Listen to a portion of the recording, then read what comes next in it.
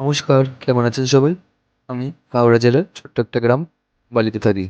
সকালবেলা ঘুম থেকে উঠে প্রথমে গেলাম রাহুলের সাথে ডেকোরেটরের কাছে কড়া বাসন আনতে। তারপরে যে হলো দুপুর, আজকে যেহেতু খেলা ছিল আমাদের, আমরা গেলাম মাঠে। মাঠে গিয়েই দেখি হাফ টাইম হচ্ছে। তখন দেখালাম প্লেয়ারদের। তারপরে যখন আমরা জিতে গেলাম ট্রাই করে ফিরলাম বাড়ি। বাড়ি ফেরার পথে দাঁড়ালাম গিয়ে পেট্রোল পাম্পে, গাড়িতে তেল শেষ হয়ে গেছিলো বলে। তারপরে ফিরছিলাম বাবার অফিসের কাছে। বাবার অফিসের কাছে গিয়ে দেখলাম তলায় কাজ হচ্ছে। তখন বাবাকে দিলাম গাড়ির চাবি, নিলাম সাইকেলের চাবি, এই খুললাম তুলে দিকে টাটা, এই ফিরছিলাম বাড়ির পথে। এসে দেখি সন্ধ্যাবেলা পিকনিকের জন্য আয়োজন শুরু হয়ে গেছে।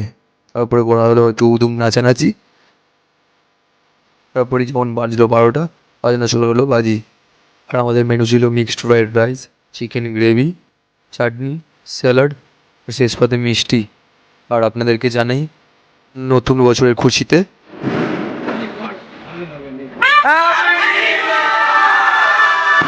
শেষে করলাম আমরা একটু আনন্দ। দেখা হবে কাল, টাটা।